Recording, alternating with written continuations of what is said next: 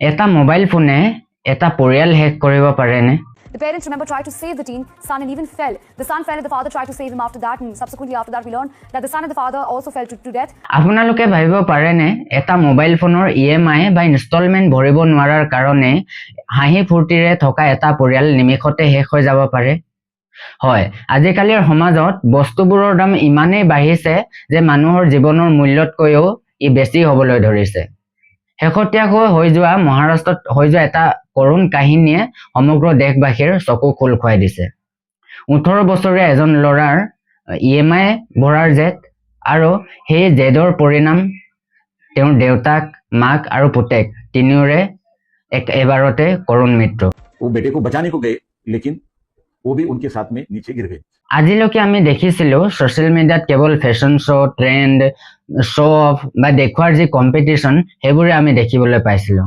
কিন্তু ই গৈ গৈ আজি এনেকুৱা এটা অৱস্থাত পাইছেগৈ যে আজিৰ প্ৰজন্মই পাহৰি গৈছে যে তেওঁলোকৰ ঘৰৰ অৱস্থা কি বা তেওঁলোকৰ দেউতাকৰ পকেটত কিমান পইচা আছে। আজিৰ আমি ভিডিঅ'টোত এইটোকে আলোচনা কৰিম যে আমাৰ প্ৰজন্মই কোনটো ভুল পথত গৈ আছে আৰু তেওঁলোকৰ মাক দেউতাকে সন্তানক কি বুলি বুজোৱা উচিত, আৰু আমাৰ সমাজে কিয় দামী বস্তুবোৰ চাইহে মানুহক সন্মান কৰিবলৈ আৰম্ভ কৰে।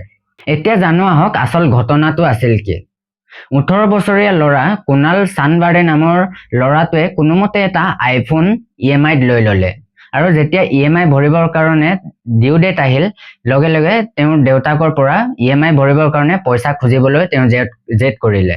কিন্তু তেওঁৰ দেউতাক কোনো এজন ডাঙৰ ব্যৱসায়ী নাছিল, তেওঁ এজন সাধাৰণ ড্ৰাইভাৰ আছিল। গতিকে তেওঁ পুতেকটোক ক'লে যে মোৰ হাতত এতিয়া পইচা নাই, মই এতিয়া দিব নোৱাৰিম। এই নাই শব্দটো শুনাৰ লগে লগে কুণাল নামৰ ল'ৰাটোৱে খঙত অগ্নিশৰ্মা হৈ কাষতে থকা খাবাইদ্যা নামৰ পাহাৰখনত ওপৰত উঠিলগৈ, আৰু তাৰ পৰা উঠি তেওঁ ভাবুকি দিলে যে মই ইয়াৰ পৰা জঁপিয়াই দিম। লগে লগে এই খবৰটো শুনাৰ লগে লগে তাৰ মাক সংগীতা আৰু দেউতাক তাত উপস্থিত হ'লগৈ। গাঁওবাসীও তাত উপস্থিত হ'লগৈ, পুলিচ উপস্থিত হ'লগৈ, আৰু গাঁও প্ৰধানে তাক প্ৰস্তাৱ দিলে যে তললৈ নামিয়া, মই তোৰ এই EMIটো ভৰি দিম। কিন্তু 3 ঘণ্টা ৰিকুৱেষ্ট কৰাৰ পিছতো তেওঁ কাৰো কথা নামানিলে। তেওঁৰ মাকেও কৈছিল যে তোৰ কাজিয়া যদি তোৰ দেউতাকৰ লগত হৈছে তেনেহ'লে এই মোৰ মংগলসূত্ৰডাল বেছি হ'লেও মই তোৰ EMI ভৰি দিম, তই মোৰ লগত আহ, মই তোৰ লগতে থাকিম। কিন্তু তেওঁ কাৰো কথা নুশুনিলে। অৱশেষত যেতিয়া দেউতাকে তাক বচাবলৈ কাৰণে তাৰ ওচৰলৈ গ'ল, দুয়োজনে ভাৰসাম্য হেৰুৱাই পাহাৰৰ তললৈ সৰি পৰিল। আৰু এই ঘটনাটো দেখি মাকে দুখত জৰ্জৰিত হৈ তাত থাকিব নোৱাৰি সিও তাৰ পৰা জঁপিয়াই দিলে। নিমিষতে এটা পৰিয়াল শেষ হৈ গ'ল। That we learned that the son and the father also fell to death. The mother also fell moments after. A 3-hour plea to son has ended up in a tragedy. Those are the visuals right there on the screens at the moment. We saw devastating. এতিয়া প্ৰশ্ন হৈছে আমাৰ নতুন প্ৰজন্ম কোনটো ভুল পথে পৰিচালিত হৈছে বা কি বুলি ভাবে। 1 নম্বৰতে হৈছে ছ'চিয়েল মিডিয়াত বা সামাজিক মাধ্যমত কিছুমানে কম্পিটিশ্যন বা দেখুৱাবৰ কাৰণে ছ'চিয়েল মিডিয়াত ফটো বা ভিডিঅ' দি থাকে। সেইবোৰ দেখি দেখি কিছুমান আমাৰ প্ৰজন্মই তেওঁলোকৰ মগজুবোৰ ধ্বংস হ'বলৈ ধৰিছে। লোন লৈ বা EMIত এটা দামী ফোন কিনি ৰীল বনালেই তেওঁ ডাঙৰ মানুহ হৈ নাযায়। সেই ফোনৰ জৰিয়তে বা সেই ফোনৰ বিনিময়ত বা EMIৰ বিনিময়ত যদি তেওঁলোকৰ মাক দেউতাকৰ চকুলো টকিবলগীয়া হয় তেনেহ'লে তেওঁ সেই ফোনৰ চলোৱাৰ কোনো যোগ্যতা নাই। আৰু 2 নম্বৰতে হৈছে আজিকালি যেতিয়া মাক দেউতাকৰ পৰা সন্তানে কিবা বিচাৰে আৰু তাৰ বিনিময়ত যদি মাক দেউতাকে নাই বুলি কয়, তেতিয়া তেওঁলোকে ভাবে যে মাক দেউতাকে তেওঁলোকৰ লগত শত্ৰুতা কৰিছে। কিন্তু তেনে নহয়। দেউতাকৰ পকেটৰ পইচাৰ থকাৰো কিবা এটা সীমা থাকে। গতিকে কেতিয়াবা যদি দেউতাকে কিবা খোজাৰ বিনিময়ত নাই বুলি কৈছে তেনেহ'লে তেওঁ এইটো এটা তাৰ অসামৰ্থতা। তোমাক জানি বুজি এইবোৰ কৰা নাই। আৰু 3 নম্বৰতে হৈছে এজন সন্তানক মাক দেউতাকে গোটেই জীৱন কষ্ট কৰি ডাঙৰ দীঘল কৰে। তেওঁলোকৰ পকেটত পইচাৰ এটা সীমা থাকিব পাৰে, কিন্তু তেওঁলোকৰ তোমাৰ প্ৰতি মৰম অসীম বা কোনো সীমা নাই। গতিকে এটা ভুল জেদৰ বাবে তেওঁলোকৰ জীৱনৰ লগত খেলা কৰা তোমাৰ কোনো অধিকাৰ নাই।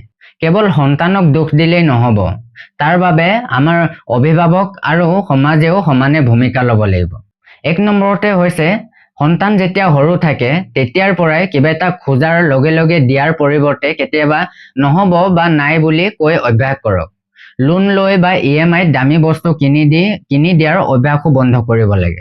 আৰু 2 নম্বৰতে হৈছে সন্তানৰ লগত বন্ধুৰ দৰে কথা পাতক। ছ'চিয়েল মিডিয়াত বেলেগৰ যিবোৰ শ্ব' অফ দেখি পতিয়ন গৈছে সেইবোৰৰ সঁচা মিছা বুজাওক। আৰু 3 নম্বৰতে হৈছে আজিকালি আমাৰ সমাজেও এজন মানুহক তাৰ ব্ৰেণ্ড চাইহে সন্মান কৰে। মানুহে তেওঁ কি মোবাইল লৈছে, কিমান দামী ফোন লৈছে, কিমান দামী ঘড়ী পিন্ধিছে বা কিমান দামী কাপোৰ পিন্ধিছে সেইবোৰ চাইহে সন্মান কৰে।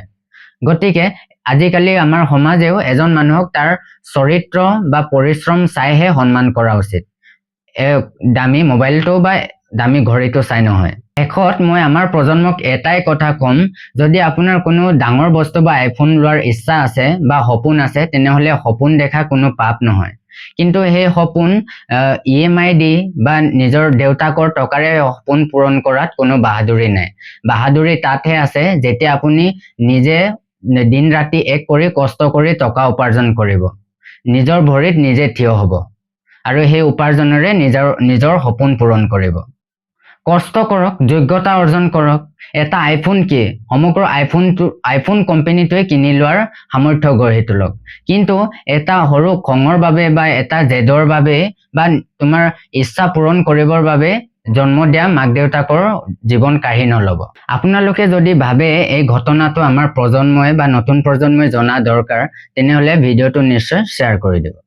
আৰু আপোনালোকে এটা কথা মনত ৰাখিব যে বস্তুবোৰৰ দাম কম বেছ হৈ থাকিব পাৰে, কিন্তু আপোনাৰ আপোন মানুহ এজন এবাৰ গুচি যোৱাৰ পিছত কেতিয়াও ঘূৰি নাহে।